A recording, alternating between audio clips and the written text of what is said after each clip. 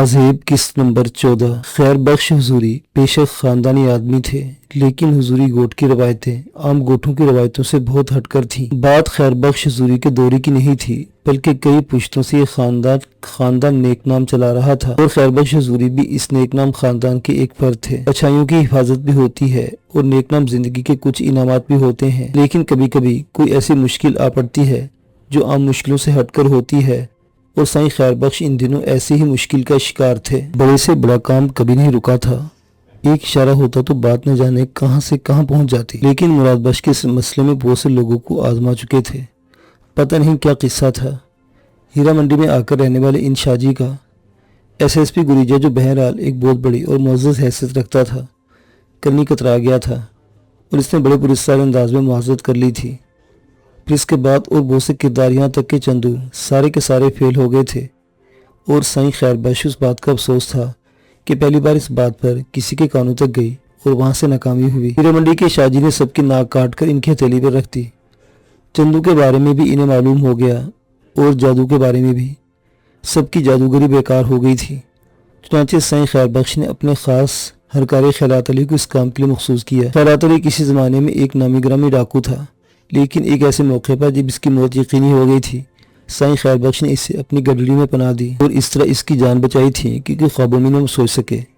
बस इस वक्त से खैरात इनका मुरीद बन गया और साईं खैर बख्श की बात इस तरह मानता था जैसे वो इसके मुर्शिद हों, और इसी खैरात अली से साईं खैर बख्श ने कोसर जहां को उठवा लिया था। मुराद बख्श पर जान छिड़कते थे।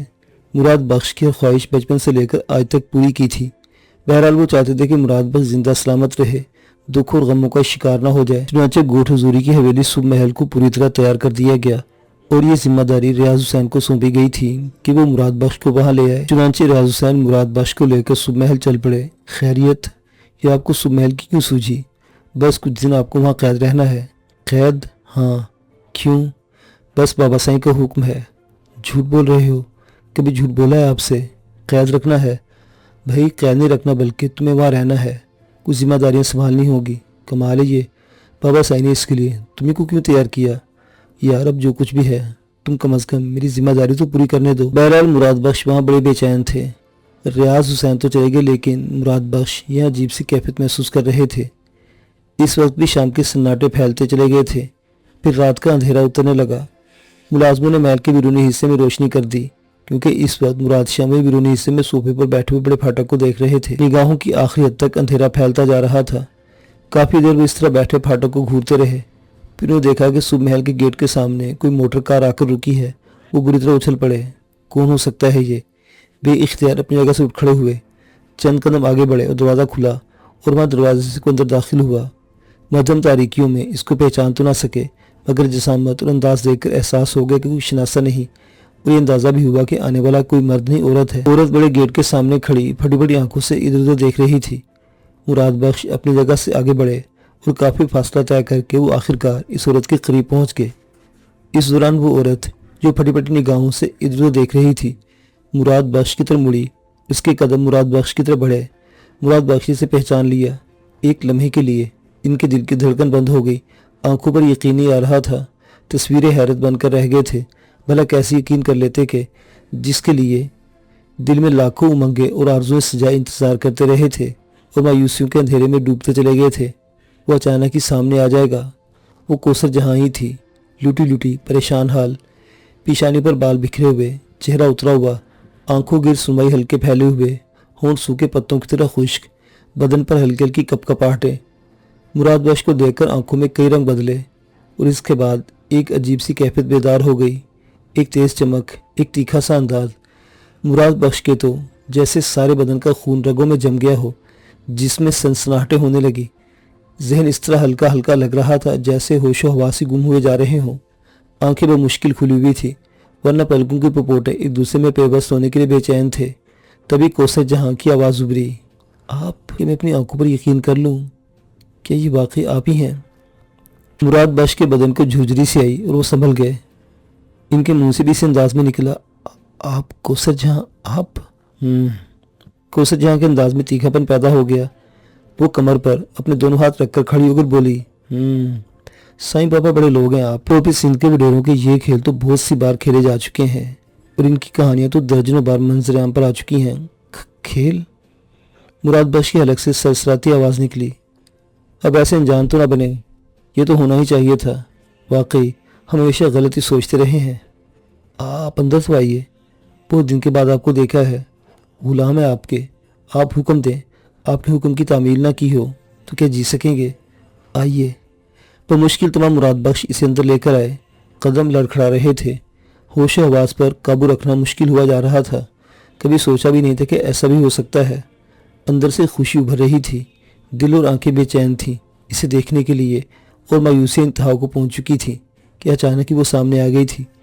بڑے آرام سے اس نے صوفے پر بیٹھنے کا اشارہ کیا اور کوثر جہاں بیٹھ گئی۔ خود بھی بھوکی پیاسی تھی، بدن میں نقاہت تھی۔ اچانک ہی وقت بدل گیا تھا۔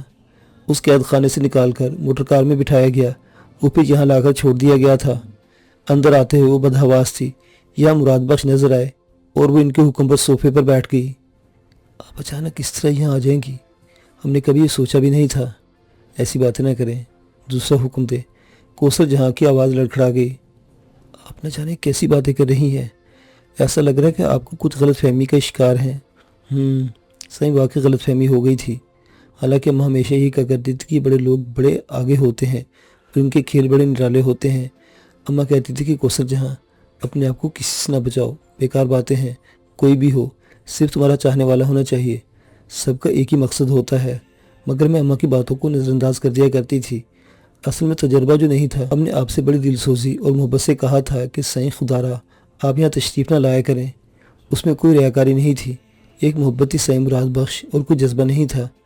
ہمیں آپ کے چہرے میں وہ معصومیت اور سادگی نظر آئی تھی کہ ہمارا دل بے اختیار یہ چاہ اٹھا تھا کہ آپ طوائف کے چکر میں نہ پڑے۔ طوائفوں کے کوٹھے تو بڑی منحوس جگہ ہوتے ہیں اور وہاں آنے والے قدم اپنا مستقبل کھو بیٹھتے ہیں۔ ہم آپ کے مستقبل کو اپنے ہوس کی شکارگاہ نہیں بنانا چاہتے تھے سائیں مراد بخش، لیکن آپ نے میری محبت کا اچھا صلہ نہیں دیا۔ خیر جس کے پاس جو کچھ ہوتا ہے وہی دے سکتا ہے۔ آپ اپنی کوششوں میں کامیاب ہوئے، آپ کو مبارکباد پیش کرتے ہیں۔ آپ کا خیال بالکل ٹھیک تھا۔ شاید ہی نہ جانے کون ہے، لیکن اہل دل ہیں جو زبان دے دیتے ہیں کسی کو، اس کی تکمیل کے جان کی بازی لگا دیتے ہیں۔ آپ نے ان کے بارے میں بالکل ٹھیک اندازہ لگایا، انہیں آپ کا راستہ روکنا ہی تھا۔ یہ دوہری چال بہت خوب، ہم آپ کی ذہانت کی داد دیتے ہیں۔ ذہانت ہی آپ لوگوں کے پاس ہوتی ہے، آپ جیسی ذہانت بھلا عام لوگ کہاں سے لا سکتے ہیں؟ مراد بخش بڑے غور سے کوثر جہاں کی باتیں سن رہے تھے۔ ایک لمحے کے اندر دل میں خیال ابھرا اور آتا ہی چلا گیا اور خاصی بہتر حالت میں ہو گئے۔ کوثر جہاں کی باتیں احساس دلا رہی تھیں کہ کہیں کوئی گڑبڑ ہے، چنانچہ کہنے لگے، کوثر جہاں بیگم، آپ کے الفاظ کچھ عجیب سا احساس دلا رہے ہیں۔ آپ یقین کریں، آپ کے بارے میں خبریں مل رہی تھی، دعائیں مانگتے مانگتے زبان تھکتی تھی ہماری، لیکن آپ کی باتیں اس بات کا اظہار کرتی ہیں کہ آپ ہم سے برہم ہیں۔ آپ نے بے شک ہمیں کوٹھے پر نہ آنے کے لیے کہا تھا، اور دیکھ لیجئے ہم نے بھی وعدہ خلافی نہیں کی، لیکن آپ یقین کیجئے اس کے بعد جو کچھ ہوا ہے اس میں ہمارا قصور نہیں، بابا سائی نے جو کچھ کیا ہے۔ آپ صرف ہم اتنا بتا دیجئے کہ آپ ہم سے ناراض کیوں ہیں؟ کوثر جہاں بفر گئی، زہریلے لہجے میں بولی، کمال ہے سائیں مراد بخش، کمال ہے، یقین نہیں آتا کہ آپ کے اندر اتنی گہرائیاں موجود ہے۔ ہم نے آپ کو سادہ نگاہوں سے دیکھا تھا، لیکن کیا کریں، اتنے ذہین نہیں دکھتے جتنے آپ ہیں۔ ہم آپ کی غلط فہمی کس طرح دور کریں؟ چھوڑیں ان باتوں کو، آخرکار ہمیں آپ کی خدمت میں پیش کر دیا گیا، اب بتائیں ہمیں کیا کرنا ہے؟ ہم تو ہیں ہی نیلام ہونے والی چیز، ہر رات ہماری نیلامی ہوتی ہے، اہل ذوق آتے ہیں، اہل زرد ہمیں خرید لیتے ہیں، بس، اور اس کے بعد ہمارا وجود تو ہے ہی پامال ہونے کی چیز۔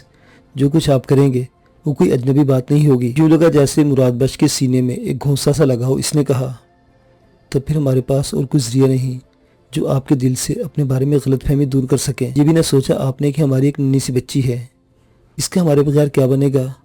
ہم تو آپ کی خدمت میں آ ہی رہے تھے، آپ نے نہ جانے یہ سب کچھ کیا کیا۔ یہ شبہ کیوں ہوا کہ ہم آپ کے حکم سے فروخت نہیں ہوں گے؟ آپ نے ہماری بچی کا بھی خیال نہیں کیا۔ خدا کے لیے آپ مجھے بتائیے تو صحیح، ہوا کیا ہے؟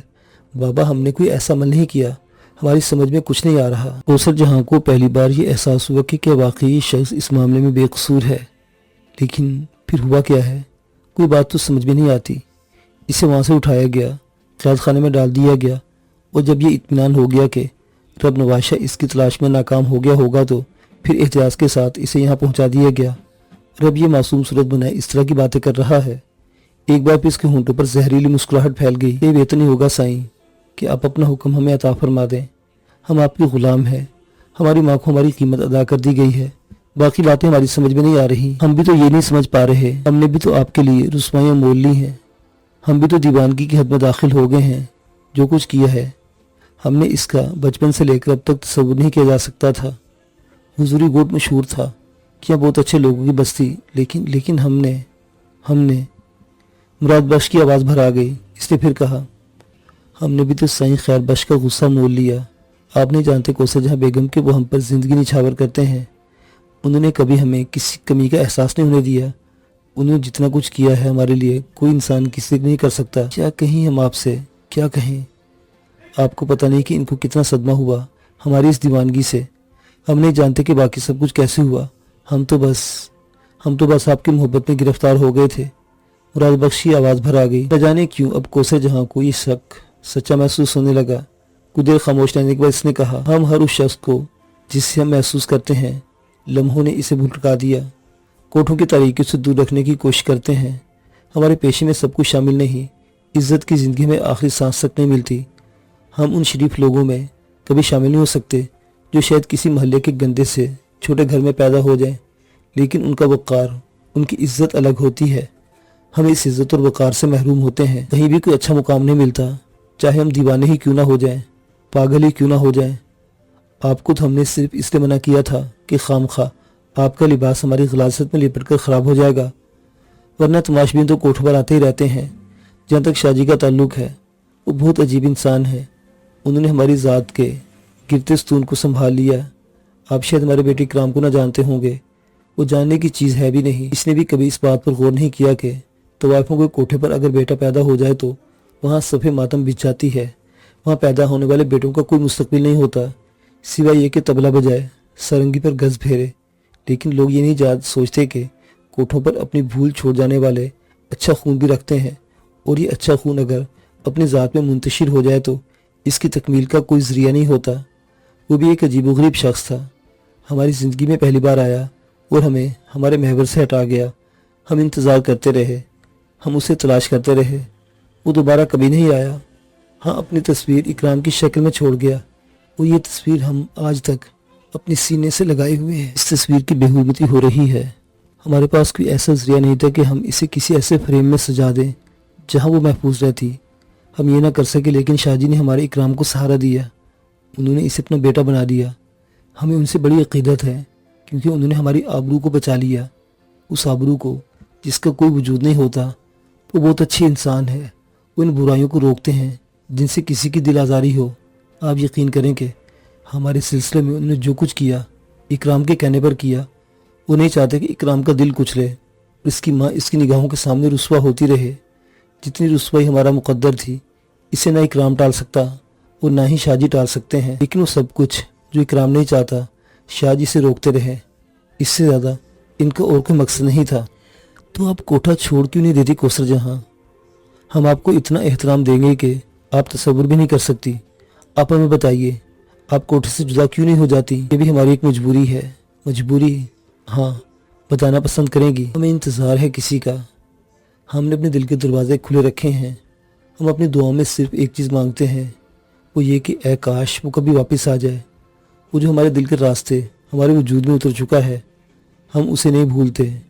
हमें माफ़ करना क़यामत तक, हशर के दिन तक, अपनी सांसों के आखिरी दिन तक। हम इसके अलावा किसी को अपने दिल में दगा नहीं दे सकते। कौसर जहाँ की आवाज़ आंसू में डूब गई।